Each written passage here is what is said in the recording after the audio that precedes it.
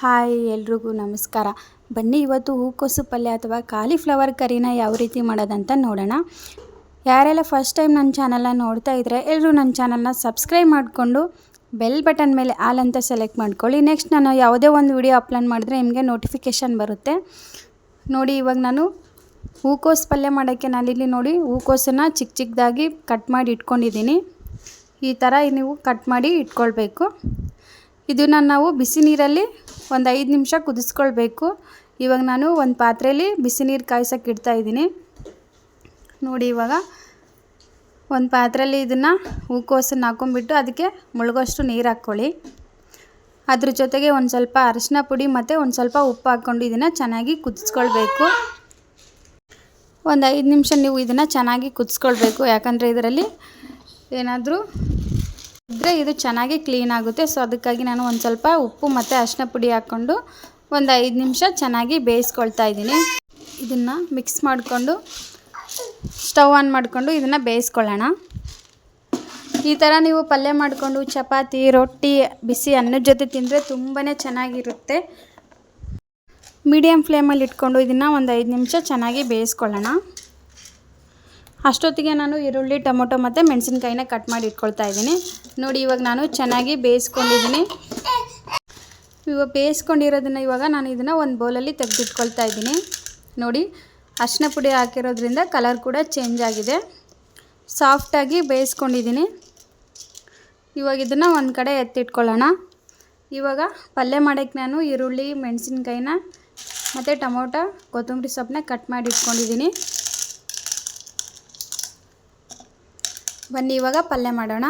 ನಾನಿವಾಗ ಒಂದು ಪಾತ್ರೆ ಬಿಸಿ ಮಾಡೋಕ್ಕೆ ಇಟ್ಟಿದ್ದೀನಿ. ಬಿಸಿ ಆದಮೇಲೆ ಎಣ್ಣೆ ಹಾಕಿದ್ದೀನಿ. ಎಣ್ಣೆ ಬಿಸಿ ಆದಮೇಲೆ ಅದಕ್ಕೆ ಸಾಸಿವೆ, ಜೀರಿಗೆ ಹಾಕ್ಕೊಳ್ಳಿ ಮತ್ತು ಕರಿಬೇವನ್ನ ಹಾಕ್ಕೊಂಡು ಚೆನ್ನಾಗಿ ಫ್ರೈ ಮಾಡ್ಕೊಳ್ಳಿ. ಅದಾದಮೇಲೆ ನಾವು ಕಟ್ ಮಾಡಿ ಇಟ್ಕೊಂಡಿರೋ ಮೆಣಸಿನ್ಕಾಯಿ ಮತ್ತು ಈರುಳ್ಳಿನ ಹಾಕ್ಕೊಂಡು ಚೆನ್ನಾಗಿ ಫ್ರೈ ಮಾಡ್ಕೊಳ್ಳೋಣ. ಈರುಳ್ಳಿ, ಮೆಣಸಿನ್ಕಾಯಿ ಚೆನ್ನಾಗಿ ಫ್ರೈ ಆದಮೇಲೆ ಟೊಮೊಟೊನ ಹಾಕ್ಕೊಳ್ಳಿ. ಟೊಮೊಟೊನು ಸಾಫ್ಟ್ ಆಗಬೇಕು, ಅಲ್ಲಿವರೆಗೂ ಚೆನ್ನಾಗಿ ಫ್ರೈ ಮಾಡ್ಕೊಳ್ಳಿ. ನೋಡಿ, ಇವಾಗ ಈರುಳ್ಳಿ ಚೆನ್ನಾಗಿ ಫ್ರೈ ಆದಮೇಲೆ ಟೊಮೊಟೊ ಹಾಕ್ಕೊಳ್ಳೋಣ. ಟೊಮೊಟೊ ಚೆನ್ನಾಗಿ ಫ್ರೈ ಆಗಬೇಕು. ಸೊ ನೋಡಿ, ಇವಾಗ ಈರುಳ್ಳಿ ಫ್ರೈ ಮಾಡ್ಕೊತಾ ಇದ್ದೀನಿ. ನೀವು ಒಂದು ಟೊಮೊಟೊ ಜಾಸ್ತಿನೂ ಹಾಕ್ಕೊಳ್ಬೋದು ಅಥವಾ ಕಮ್ಮಿನೂ ಹಾಕ್ಕೊಳ್ಬೋದು. ಟೊಮೊಟೊ ಹಾಕ್ಕೊಂಡ್ರೆ ಟೇಸ್ಟ್ ಕೂಡ ತುಂಬ ಚೆನ್ನಾಗಿರುತ್ತೆ. ನಾನೊಂದು 2 ಟೊಮೊಟೊ ಹಾಕ್ಕೊಂಡಿದ್ದೀನಿ. ನೀವು ಬೇಕಿದ್ದರೆ ಜಾಸ್ತಿನೂ ಹಾಕ್ಕೊಳ್ಬೋದು. ಟೊಮೊಟೊ ಸಾಫ್ಟ್ ಆಗಬೇಕು, ಅಲ್ಲಿವರೆಗೂ ಚೆನ್ನಾಗಿ ಬೇಯಿಸ್ಕೊಳ್ಳೋಣ. ಈ ರೆಸಿಪಿನ ನೀವು ಒಂದು 10 ಮಿನಿಟ್ಸಲ್ಲೇ ಮಾಡ್ಕೊಳ್ಬೋದು. ತುಂಬಾ ಸಿಂಪಲ್ಲಾಗಿ ಚಪಾತಿಗೆ ಮಾಡ್ಕೊಳ್ಬೋದು. ನೋಡಿ, ಇವಾಗ ಟೊಮೊಟೊ ಚೆನ್ನಾಗಿ ಫ್ರೈ ಆಗಿದೆ. ಇದಕ್ಕೆ ನಾವು ಉಪ್ಪು ಹಾಕ್ಕೊಳ್ಳೋಣ.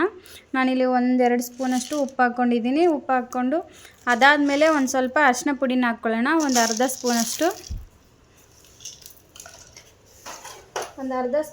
ಅರಿಶಿನ ಪುಡಿ ಹಾಕ್ಕೊಂಡು ಚೆನ್ನಾಗಿ ಮಿಕ್ಸ್ ಮಾಡ್ಕೊಳ್ಳಿ.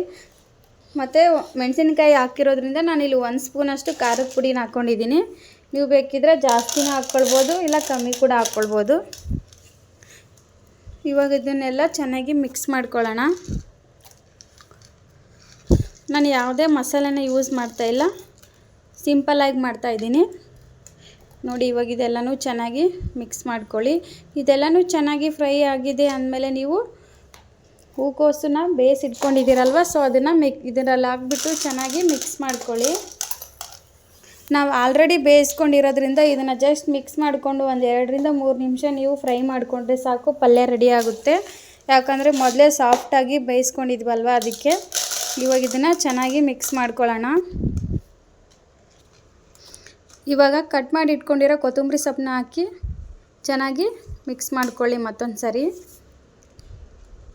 ನಿಮಗೇನಾದರೂ ಉಪ್ಪು ಕಮ್ಮಿ ಅನಿಸಿದರೆ ಮತ್ತೆ ಒಂದು ಸ್ವಲ್ಪ ಹಾಕ್ಕೊಳ್ಬೋದು ಟೆಸ್ಟ್ ಮಾಡಿಕೊಂಡು. ನಾನು ಇವಾಗೆಲ್ಲ ಚೆನ್ನಾಗಿ ಮಿಕ್ಸ್ ಮಾಡ್ಕೊಂಡಿದ್ದೀನಿ. ನೋಡಿ, ಇವಾಗೆಲ್ಲ ಮಿಕ್ಸ್ ಮಾಡಿಕೊಂಡು ಒಂದು 2-3 ನಿಮಿಷ ಚೆನ್ನಾಗಿ ಬೇಯಿಸ್ಕೊಳ್ಳೋಣ. ನಿಮಗೇನಾದರೂ ಗಟ್ಟಿ ಬೇಡ ಅಂದರೆ ನೀರು ಹಾಕ್ಕೊಳ್ಳಿ. ನೀರು ಹಾಕ್ಕೊಂಡು ಕುದಿಸ್ಕೊಳ್ಬೋದು. ನಾನು ಚಪಾತಿಗೆ ಮಾಡ್ತಾ ಇರೋದ್ರಿಂದ ನೀರು ಹಾಕ್ಕೊಂಡಿಲ್ಲ. ನಿಮಗೇನಾದರೂ ಅನ್ನದ ಜೊತೆ ಮಾಡಿಕೊಂಡ್ರೆ ಇನ್ನೂ ಒಂದು ಸ್ವಲ್ಪ ನೀರು ಹಾಕ್ಕೊಂಡು ಚೆನ್ನಾಗಿ ಬೇಯಿಸ್ಕೊಳ್ಬೋದು. ಇವಾಗ ಇದನ್ನು ಒಂದು 2 ನಿಮಿಷ ಚೆನ್ನಾಗಿ ಬೇಯಿಸ್ಕೊಳ್ಳೋಣ. ನಾನು ನೀರು ಹಾಕ್ಕೊಂಡಿಲ್ಲ, ನಿಮ್ಗೆ ಹೇಳಿದ್ನಲ್ವ ನೀರು ಬೇಕಂದರೆ ಹಾಕ್ಕೊಂಡು ಬೇಯಿಸ್ಕೊಳ್ಬೋದು. ನಾನು ಚಪಾತಿ ಜೊತೆ ಮಾಡ್ತಾ ಇರೋದ್ರಿಂದ ನೀರು ಹಾಕ್ಕೊಂಡಿಲ್ಲ, ಹಂಗೆ ಒಂದು 2 ನಿಮಿಷ ಬೇಯಿಸ್ಕೊಂಡಿದ್ದೀನಿ. ನೋಡಿ ಇವಾಗ ಒಂದು 2 ನಿಮಿಷ ಬೇಯಿಸ್ಕೊಂಡ್ರೆ ಪಲ್ಯ ರೆಡಿ ಆಗಿಬಿಡುತ್ತೆ. ನೋಡಿ ತುಂಬಾ ಈಸಿ, ಸಿಂಪಲಾಗಿ ಮಾಡ್ಕೊಳ್ಬೋದು. ನೀವು ಕೂಡ ನಿಮ್ಮ ಮನೇಲಿ ಒಂದ್ಸರಿ ಟ್ರೈ ಮಾಡಿ.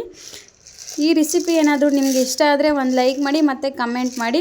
ಯಾರೆಲ್ಲ ನನ್ನ ಚಾನಲ್ನ ನೋಡ್ತಾ ಇದ್ದೀರಾ ಮತ್ತು ಸಬ್ಸ್ಕ್ರೈಬ್ ಮಾಡ್ಕೊಂಡಿದ್ದೀರಾ ಅವರಿಗೆಲ್ಲ ನನ್ನ ಕಡೆಯಿಂದ ಥ್ಯಾಂಕ್ ಯು ಸೋ ಮಚ್. ಹೀಗೆ ನನಗೆ ಸಪೋರ್ಟ್ ಮಾಡ್ತಾಯಿರಿ. Thank you so much.